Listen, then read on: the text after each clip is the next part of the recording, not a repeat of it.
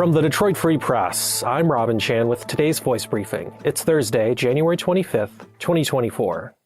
I'm Susan Tompor, and I'm a personal finance columnist with the Detroit Free Press. Tax season officially kicks off on Monday, January 29th.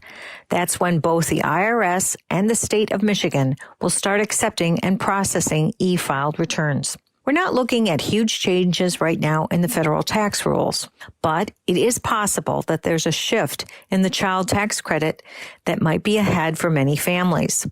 You'll need to stay tuned to see what happens in Congress, though. Right now, this year, big changes involve Michigan state income tax returns. We're looking at 3 significant shifts. First, across the board, state residents will benefit from a temporary lower income tax rate of 4.05% on 2023 returns. That's down from 4.25% in 2022. You should owe slightly less state income taxes or receive a bigger refund if you had the same amount of income in both of those years. Next up, retirees need to pay attention to some changes on the state returns too. Retirees receiving pensions in Michigan may need to start calculating to see if some new rules that will be phased in over time could benefit them as soon as they file their 2023 Michigan state income tax returns. One significant shift right now, beginning in 2023, the new state law exempts pension income for public police officers and firefighters, county corrections officers, and state troopers and sergeants from the Michigan state income tax. Michigan has another big tax change too. Some 700,000 households in Michigan will benefit from a far more generous Michigan Earned Income Tax Credit for working families. The state earned income tax credit jumps from 6% in 2021 to 30% in 2022, 2023, and 2024. Some checks that retroactively cover those 2022 returns filed last year will begin being mailed out February 13th. I'm Claire Hendrickson for the Detroit Free Press. There's a possible ballot fight brewing over local control of Michigan clean energy projects. Late last year, Governor Gretchen Whitmer signed legislation into law creating a goal of achieving 100% clean energy generation by 2040.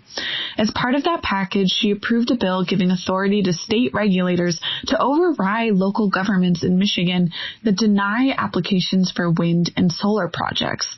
Now, an initiative petition sponsored by a group called Citizens for Local Choice wants to get rid of that part of the new law. Opponents of that effort say the petition would imperil Michigan's clean energy goals. Citizens for Local Choice cleared a key hurdle last week when the state's elections panel approved a summary of the petition in the form that will be used to collect voter signatures. They have until late May to collect enough voter signatures to land a spot on the November ballot. I'm Andrew Burkle with the Free Press Sports Department. And after 3 years of rumors, 9 seasons, 3 Big Ten titles, and a national championship, Jim Harbaugh is returning to the NFL. The news came down late Wednesday afternoon that Harbaugh will be leaving Michigan just weeks after beating Washington in the national championship to take the head coaching gig with the Los Angeles Chargers. Harbaugh returned to Ann Arbor in December of 2014 after 4 successful years with the San Francisco 49ers.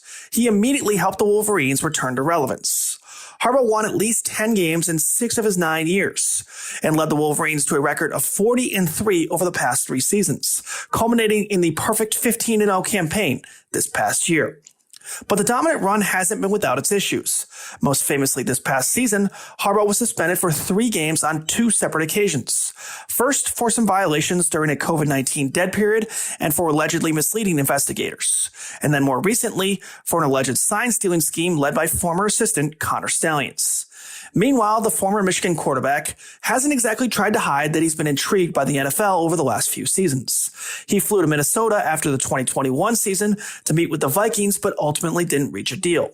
And then after the 2022 campaign, he reportedly interviewed with the Denver Broncos and drew interest from other teams before ultimately returning to Michigan again. So when Michigan won the national championship and Harbaugh achieved the ultimate goal at the college level, the immediate speculation was it may well be Harbaugh's time to venture back to the pros. Sure enough, that was the case.